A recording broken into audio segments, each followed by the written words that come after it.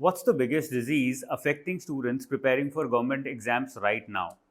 It's the disease of constant motivation addiction.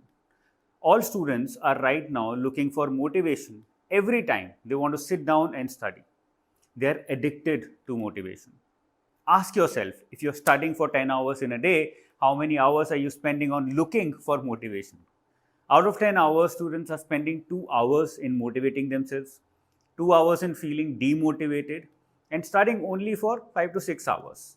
That's a productivity of maximum 60%, which is not very high. I'm not blaming the students, it's not their fault. The question is then whose fault is it? The fault lies with YouTubers like us.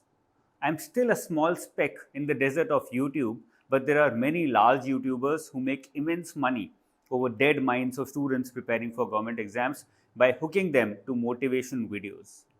But it doesn't matter whose fault it is anyway. What matters is how is it harming you and how to get out of it. I can tell you this because just like you are addicted to motivation, people like myself are also addicted to looking for videos for basic knowledge as well.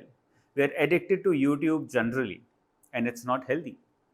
I have successfully eliminated myself from this vicious cycle of watching videos for literally everything. Let me give you some steps on how to get out of it, and these are based on personal experiences that I have used in order to get myself out of this addiction. Number one, when bored, go out, do not watch. This is the easiest and best technique to get rid of this blood sucking addiction. You will feel that now you have studied a lot and it's time to reward yourself, so it's fine to watch something for a while. But as soon as you feel it, remind yourself your reward is not watching something but going out for a walk. If it's cold, get a chai. If it's hot, get a Coke or a chas. But go out of your room. Even if you have to do it 3 to 4 times every day, do it for a while. Don't be afraid. But when you do not take your phone. When you do go out, do not take your phone. Otherwise, you will end up watching something on your phone instead, outside only. It's an easy way to stop the dopamine effect of videos, eliminate them from your life, and within 21 days, you will start feeling the difference. It doesn't mean that you have to eliminate videos completely, but do not use it as a reward mechanism in your life after you've studied for the day. Number two, listen more, watch less. I recently adopted this through Audible and it works wonders. Instead of watching more videos and training myself, I instead thought of developing my ears capability or training my ears instead, which is another sense. It felt like the right way to get rid of this motivation addiction, and let me tell you, it worked. Plus, an advantage is that I don't feel like I'm wasting my time because I end up listening to new books. Like right now, I'm listening to Breaking the Mold by Dr. Ram Rajan, and it's a wonderful book, and I'm getting to learn so much just by listening. The strain also is very minimal compared to the strain that you feel when you watch something. You can also listen to current affairs videos. I do it every day and it helps me stay updated with current affairs without actually reading a lot of it. Right now, so many YouTube channels teach current affairs daily. Use them. It will help your mind in staying focused on your studies. It's a wonderful way to keep looking at your goal again and again and not to get distracted. Let's come to the third step now. And this is one of the most important because it's purely psychological. Motivation is an outcome, it's not an input. It is not something that helps you study, but it is something that comes as an outcome when you've already studied well. We have this misconception that we can study if and when we get motivated. ऐसा लगता है ना, थोड़ा सा पढ़ाई को लेके motivate कर दे कोई तो बढ़िया फ्लो बन जाएगा, ऐसा फील होता है. But the reality is different.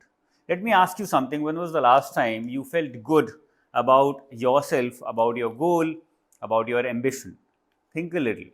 Last time you felt good when you studied a lot in a day, worked hard, utilized your day to the max level, and not when you got motivated and just sat. Isn't it? Am I not right? I can guarantee that it is. What does it tell us? It tells us that we get motivated by working hard rather than motivation pushing us to work hard.